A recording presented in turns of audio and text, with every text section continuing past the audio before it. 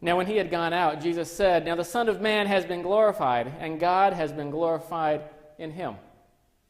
If God has been glorified in him, God will also glorify him in himself, and will glorify him at once. Little children, I am with you only a little longer. You will look for me, and as I said to the Jews, so now I say to you, where I am going, you cannot come. I give you a new commandment, that you love one another. Just as I have loved you, you also should love one another. By this, everyone will know that you are my disciples, if you have love for one another."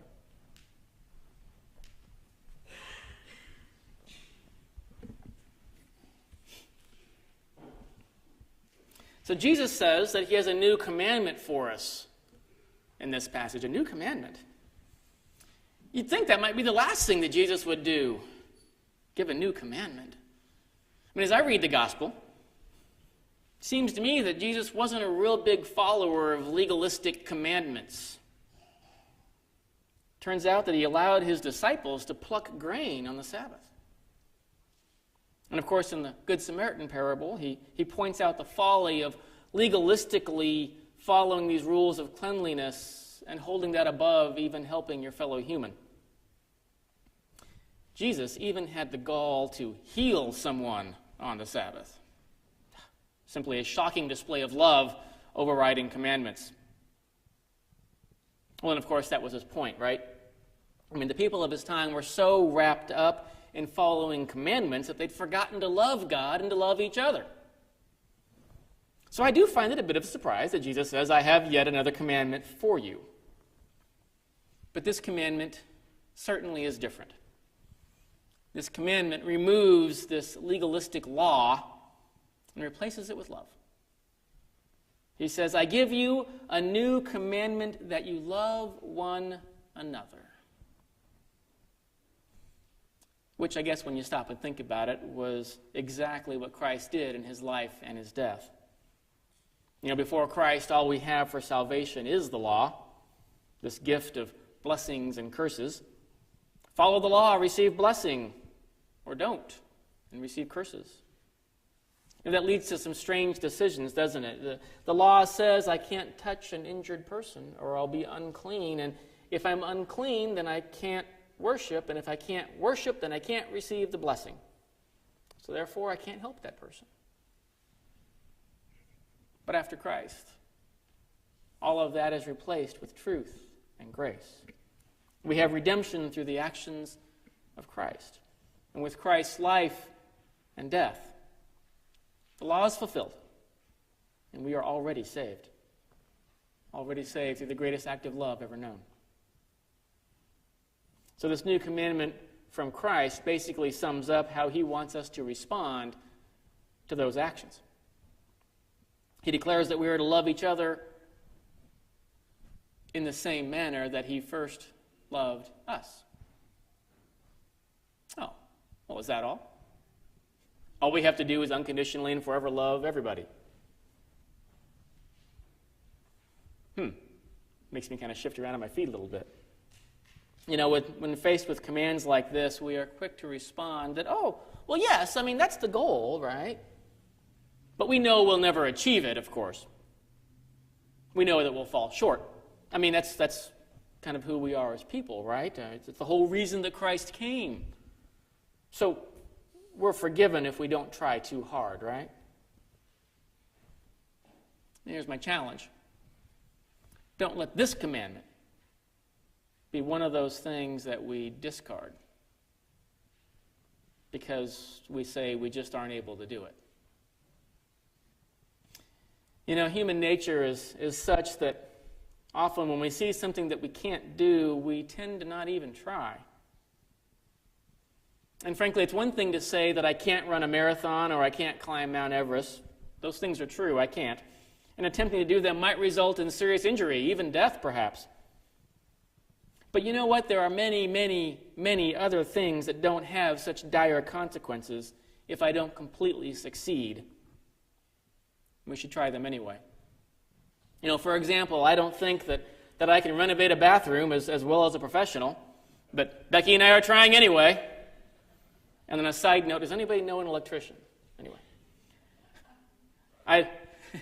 Yeah, where's Roger? I don't think I'll be a very good golfer, but I'm really going to try anyway, often.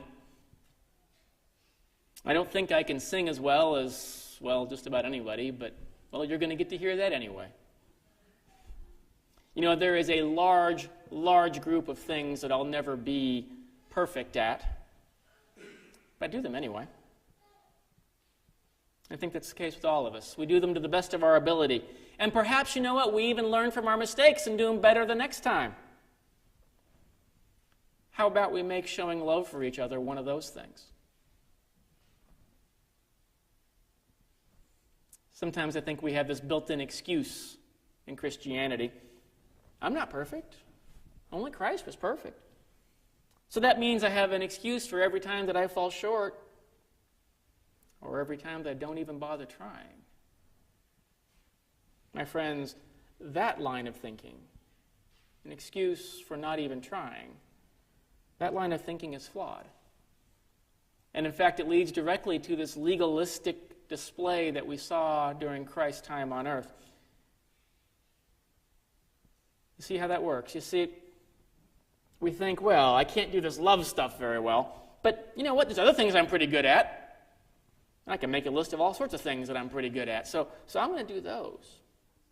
And then we look down on the Pharisees and the Sadducees for their strict interpretation of the law. We see how that strict interpretation caused them to miss the whole point of the law. But I ask you, are we that much different today? I think maybe we just have a different set of laws. 2,000 years ago, the Jewish law was used to legalistically cover up the fact that they weren't very good at simply loving each other. And the practice of following the law eventually became so complex that at some point it simply replaced loving each other. But today, I'm not sure that we're any better at loving each other. We're no better at seeing people for who they truly are, and that is children of God. Every one of us. We're all fellow travelers in need of Christian community. We're all fellow travelers in need of fellowship. We're all fellow travelers in need of love. But much like the Pharisees put the law above love, I think we're doing the same thing, but just in a variety of different ways. We don't have the monolithic law to hide behind anymore. So instead, we use a variety of shields to place between us and the love for our neighbors. You know what I'm talking about. There's some obvious ones, right? Some obvious things that keep us from loving everybody. Hate, fear, grudges held too long, misunderstandings gone amok. But I think there are some other shields that we use, frankly, much more often without thinking about the consequences. I think two of the most insidious of these shields are permissiveness and low expectations. Permissiveness, the idea that in order to love someone, you must accept their actions and attitudes just as they are. To love the person, you must love the action. Permissiveness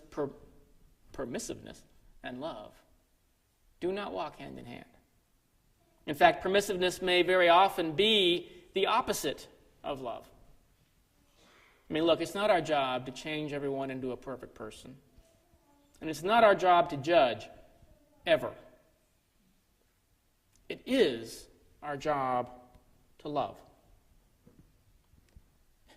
And sometimes I think that really is a job. It doesn't always come easy or naturally. I mean, why do you think Jesus took the time to pronounce this commandment? He knew we'd have a hard time with it. True love requires that we care. And that we care more for a person and for their life than we do even for our very own. That means that occasionally we have to face someone and have the courage and the love to tell them that what they are doing is hurting themselves or hurting others. And they may tell us to quit judging them, may get angry and say, hey, that's just who I am, deal with it.